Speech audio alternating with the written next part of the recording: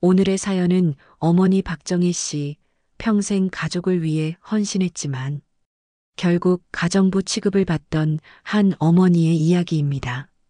하지만 아무도 몰랐죠.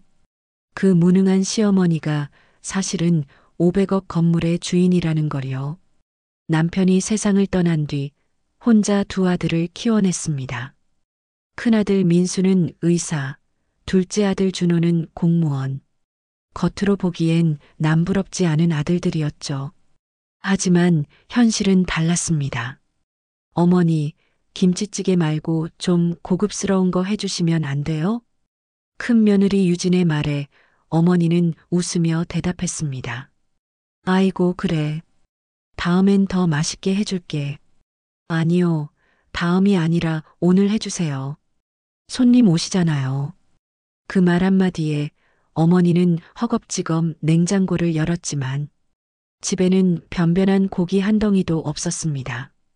아휴, 역시 어머니는 옛날 사람이라 센스가 없어. 며느리의 혀를 차는 소리가 유난히 크게 들렸습니다.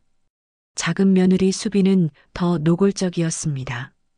어머니, 청소 좀 똑바로 해주세요. 먼지가 이렇게 많아요? 우리 아기가 먼지 먹잖아요. 그 말에 어머니는 말없이 걸레를 들었습니다. 허리도 아팠지만 손자볼 생각에 꾹 참았습니다. 그러던 어느 날, 명절날 큰 며느리 유진이 식탁 위에 봉투를 올려놓으며 말했습니다. 어머니, 이번 달 생활비예요. 근데 저희도 요즘 힘드니까 조금 줄였어요.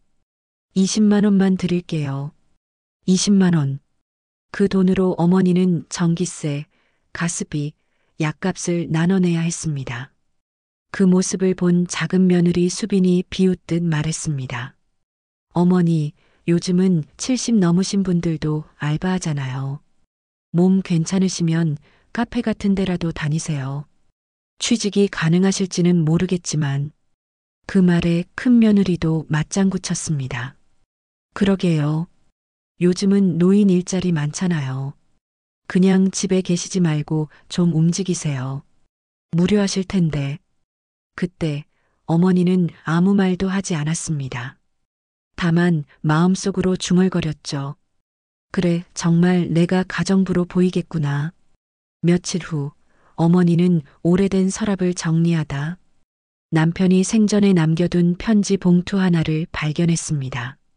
정희에게, 그리고 우리 아들들에게. 정희야, 나 이제 세상 떠나면 힘들겠지. 하지만 걱정 말아라. 내가 평생 아껴 모은 돈으로 내 이름으로 건물 하나 남겨뒀다. 강남 테헤란로 512번지. 변호사 김민세를 찾아가면 다 알 거다. 그리고 부탁 하나만 할게. 사람의 가치는 돈이 아니라 마음이지만 너를 무시하는 사람들에게 그게 얼마나 값비싼 교훈인지 보여줘라. 그날 밤 어머니는 눈물 한 방울도 흘리지 않았습니다. 대신 결심했습니다. 그래요, 여보. 이제 그 교훈 꼭 보여줄게요. 며칠 뒤 어머니는 변호사를 찾아갔습니다. 제가 박정희인데요. 남편 박영석 씨의 유언 관련해서 왔습니다. 변호사 김철수는 어머니를 보며 미소 지었습니다. 드디어 오셨군요. 어르신이 항상 말씀하셨습니다. 우리 정희는 세상에서 제일 착한 여자라고요. 그는 두꺼운 서류철을 꺼내며 말했습니다. 어르신이 평생 모으신 부동산과 예금 모두 합쳐서 현재 시가로 약 500억 원입니다. 이 모든 재산의 상속자는 오직 박정희 여사님 한 분입니다. 어머니는 입을 다물지 못했습니다. 500억? 네. 이미 강남 테헤란로 건물의 등기도 여사님 명의로 변경 완료됐습니다. 매달 월세 수입만 약 3억 원이에요. 그 순간 어머니의 눈빛이 달라졌습니다. 그동안 눈물로 닦던 손이 이제 단단히 쥐어졌습니다. 그래요, 여보. 이제 제가 당당하게 살아볼게요. 며칠 뒤 큰 며느리 유진이 시댁에 찾아왔습니다. 어머니, 다음 주에 친구들 모임이 있어서 집 좀 치워주실 수 있으세요? 그럼 그래야지. 어머니는 평소처럼 웃으며 대답했지만 그날 밤 모든 짐을 싸서 사라졌습니다. 그리고 단 한 통의 문자만 남겼습니다.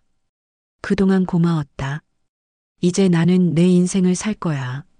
며느리들은 비웃었습니다. 에이, 또 돈 안 준다고 그러시네. 어리석은 행동하신 거네. 금방 돌아오시겠지. 하지만 일주일이 지나도 어머니는 돌아오지 않았습니다.